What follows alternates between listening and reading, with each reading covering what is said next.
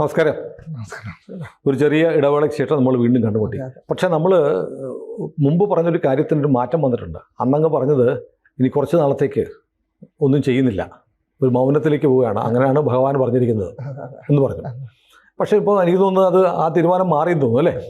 ഇപ്പോൾ എന്താ പറയുക, തീരുമാനം എന്ന് പറഞ്ഞു കഴിഞ്ഞാൽ നമ്മളിപ്പോൾ ആ പുസ്തകം അന്ന് പറഞ്ഞ പോലെ പുസ്തകത്തിൽ രചനയിൽ കണ്ടിന്യൂ ചെയ്തുകൊണ്ടിരിക്കുകയാണ്.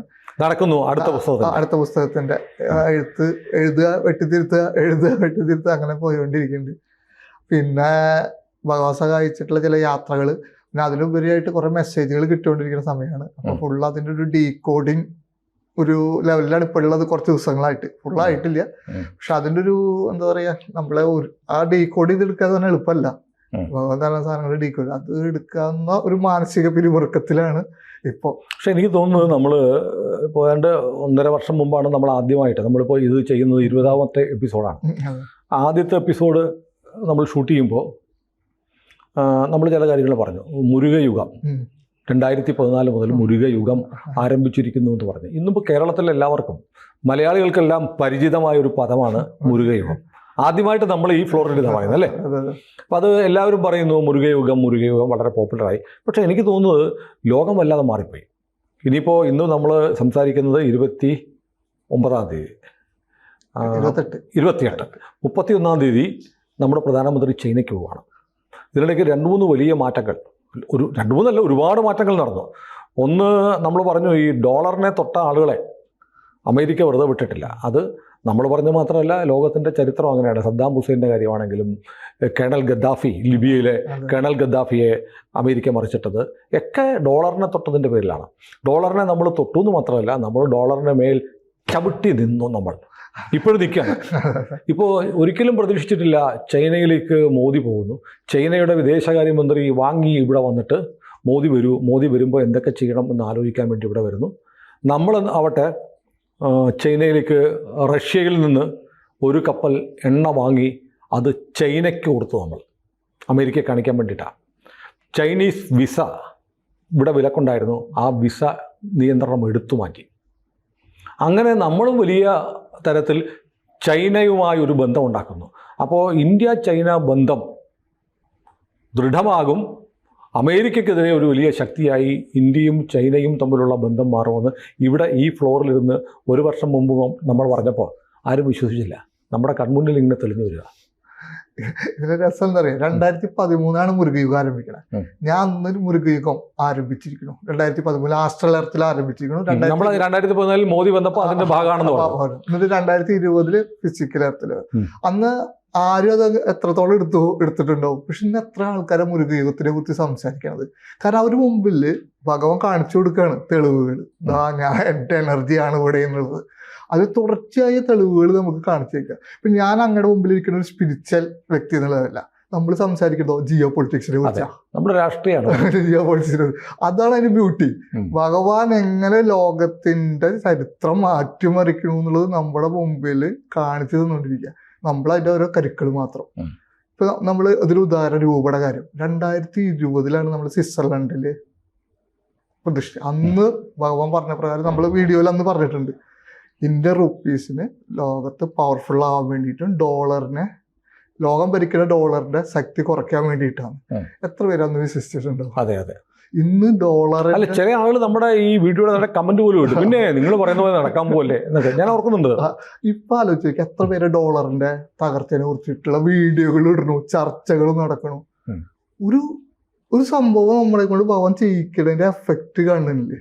അപ്പൊ അത് ചെയ്തുകൊണ്ടാണോ തർക്കിക്കുക. പിന്നെ നിങ്ങൾ ഇത് അവിടെ കൊണ്ടുവച്ചുകൊണ്ടല്ലേ ഇത് നടക്കണേ ചോദിക്കാം. പക്ഷെ 3 കാര്യം സത്യമാണല്ലോ. വിഗ്രഹം കൊണ്ടുവച്ചത് സത്യം, അത് എന്തിനാ വേണ്ടിയിട്ടുള്ള വീഡിയോസ് അന്നത്തേക്കുള്ളത് സത്യം, അത് നടന്നു എന്നുള്ളത് സത്യം. അപ്പോൾ ഇത് 3 ഉണ്ടായിട്ടുണ്ട്. ആ 3 എങ്ങനെ നടക്കുന്നു? ഭഗവാന്റെ മുരുകയുഗത്തിൽ അദ്ദേഹത്തിന്റെ തീരുമാനപ്രകാരം നടക്കുന്നതാണ്. ഇന്ത്യ ചൈന റഷ്യ 2023 യിൻയാങ് യാഗം നടത്തിയപ്പോൾ പറഞ്ഞിട്ടുള്ളതാ. ടിബറ്റോന്റെ വഴി കൂടെ മുൻകാലത്ത് ഒരു സ്പിരിച്വൽ പാത്ത് ഉണ്ടായിരുന്നു, അത് അടഞ്ഞുപോയി, അത് ഓപ്പൺ ചെയ്യപ്പെടണം. അത് നമ്മുടെ താവോയിസ്റ്റ് ആൾക്കാരെ യാഗത്തിലേക്ക് കൊണ്ടുവന്നു.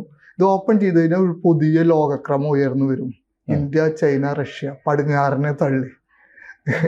ഒരു 2 മാസം മുമ്പ് വരെ ആരെങ്കിലും ഇന്ന് ഇന്ത്യ, ചൈന, റഷ്യയുടെ കുറിച്ചിട്ടുള്ള അച്ചുതണ്ടിനെ കുറിച്ചിട്ടാണ് ലോകം സംസാരിക്കുന്നത്. അത് ഭയങ്കര ഒരു സംഭവമാണ്. ലോകത്തിന് ഇങ്ങനെയുള്ള ലോകത്തിന് നേരെ ഇപ്പുറത്തേക്ക് എടുത്തു വെക്കണ പോലത്തെ ഒരു എഫക്റ്റ് ഉണ്ടാകും.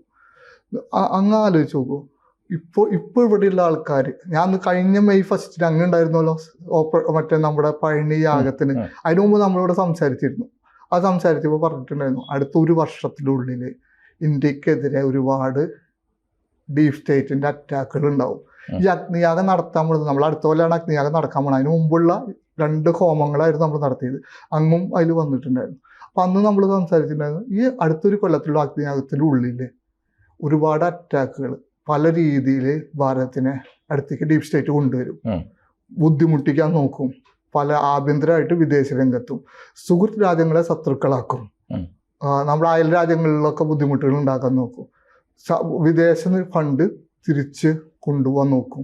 പക്ഷെ ഇതിനെയൊക്കെ ഭാരതം അതിജീവിച്ച് ഭാരതം വിജയിച്ച് അഗ്നിയാഗത്തിൽ ഭാരതം ഒരു ഡീപ് സ്റ്റേറ്റ് ആവും എന്ന് പറഞ്ഞിട്ടുണ്ടായിരുന്നു. ഈ തുടർച്ചയായി ലോകത്തെ സംഭവങ്ങൾ നോക്കി ഇത്ര ഓരോ കാര്യങ്ങളുണ്ടാവും, ഭാരതം അതിനെ കവർ ചെയ്ത് പോകുന്നു. അപ്പോൾ ഓപ്പറേഷൻ സിന്ദൂറിന്റെ സമയത്ത് പോലും നമ്മുടെ മെയ് 1 യാഗം കഴിഞ്ഞിട്ട് 2 ദിവസം കഴിഞ്ഞിട്ടാണ് ഉണ്ടാവുന്നത്. അതിന് തലേദിവസം നമ്മൾ ആ യാഗം എന്തിനാന്നുള്ളത് നമ്മളന്ന് പറഞ്ഞിട്ടുണ്ടായിരുന്നു.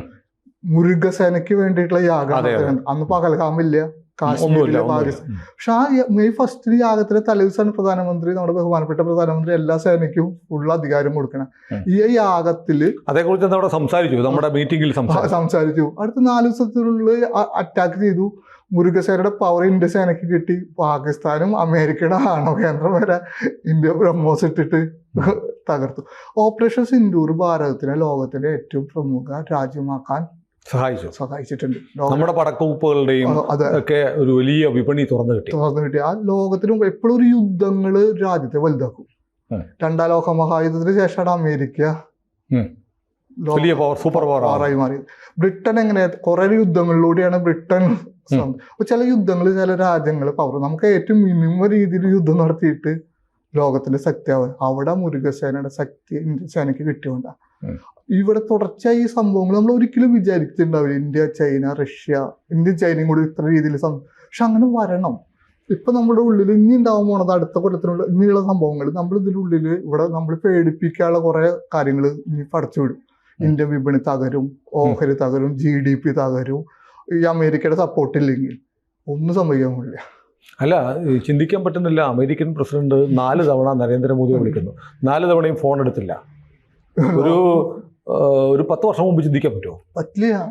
നമ്മള് ട്രംപ് വിളിക്കുമെന്ന് പറഞ്ഞാൽ പിന്നെ പ്രധാനമന്ത്രി ഫോണിന്റെ ചോട്ടിൽ എപ്പോൾ വിളിക്കുമെന്ന് കാത്തിരിക്കുന്ന ഒരവസ്ഥയായിരുന്നു ഉണ്ടായിരുന്നത്. അത് മാറിയിട്ട് എടുക്കണ്ട, അയാളുടെ ഫോൺ എടുക്കണ്ട എന്ന് പറയുന്നു. നമ്മുടെ മന്ത്രിസഭയിൽ ആരൊക്കെ ഇരിക്കണമെന്ന് തീരുമാനിക്കാൻ ഒരു കാലഘട്ടം ഉണ്ടായിരുന്നു. നമ്മുടെ മാത്രമല്ല, ലോകത്തെ പല ആര് ഭരിക്കണമെന്ന് അവരാണ് തീരുമാനിച്ചത്. ഇപ്പൊ തിരിഞ്ഞു നിന്നിട്ട് നമ്മൾ സംസാരിച്ചു തുടങ്ങുകയാണ്. അതെ, അവരുടെ ആയുധത്തിന് മേലെ നമ്മൾ ആയുധങ്ങൾ വർഷിക്കാനുള്ള ചങ്കൂറ്റം കിട്ടി. നമ്മൾ മറ്റേ പടത്തിലില്ലേ, യാഷിന്റെ ഒരു പടമുണ്ട്, ഭയങ്കര ഹിറ്റായിട്ടുള്ള പടം, പേര് പറഞ്ഞു, KGF. അതിലൊരു ഡയലോഗ് ഉണ്ട്, ഞാൻ മറ്റേ ഡോണായത് ഏതെങ്കിലും 7 പേര് അടിച്ചിട്ടില്ല, അടിച്ച 7 പേരും ഡോണുകളായിരുന്നു. അതേപോലെ അടിക്കുമ്പോൾ ഏറ്റവും മെയിൻ ആളെയാണ് പിന്നെ അടിക്കണത്.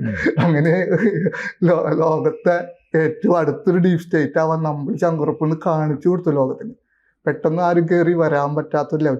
ഇതെങ്ങനെ നടക്കണമെന്നുള്ളത് പെട്ടെന്ന് ഇതൊക്കെ നടക്കണം നോക്കി തുടർച്ചയായി ഓരോ സ്റ്റെപ്പുകൾ നമുക്ക് നോക്കി അറിയാം. അതെ, അതിനകത്ത് പറയുമ്പോൾ നമ്മൾ മുമ്പ് പറയായിരുന്നു, ഇപ്പോൾ കേരളത്തിലെ ആദ്യത്തെ കമ്മ്യൂണിസ്റ്റ് മന്ത്രിസഭയെ മറിച്ചിട്ടത് അമേരിക്ക, CIA ആണെന്ന് പറയുന്നത്. CIA ലോകത്തെ എല്ലാ രാജ്യങ്ങളിലും ഇടപെടും, അവിടെ അവർക്ക് ഇഷ്ടമില്ലാത്തവരെ കൊന്നുകളയും എന്നൊക്കെ പറയുന്നുണ്ട്. ഇതുപോലെ ഇപ്പോൾ അമേരിക്ക ബൈഡനുള്ള സമയത്ത്, ഈ ട്രംപ് വരുന്നതിന് തൊട്ട് മുമ്പ് അമേരിക്ക ഒരു നിലവിളി ഉയർത്തി. FBI നമ്മുടെ വികാസ് യാദവ് എന്ന് പറയുന്ന ഒരാളുടെ ഫോട്ടോ വെച്ചിട്ട് വാണ്ടഡ് നോട്ടീസ് ഇറക്കി. റോയുടെ ഏജന്റ് അമേരിക്കയിൽ പോയി ആളെ കൊല്ലാൻ നോക്കി എന്ന് പറഞ്ഞിട്ട്. അതായത് അമേരിക്ക ലോകത്ത് ചെയ്തിരുന്ന പണി അമേരിക്കക്കാരൻ്റെ വീട്ടിൽ ചെന്നിട്ട് നമ്മൾ ചെയ്യുന്നു.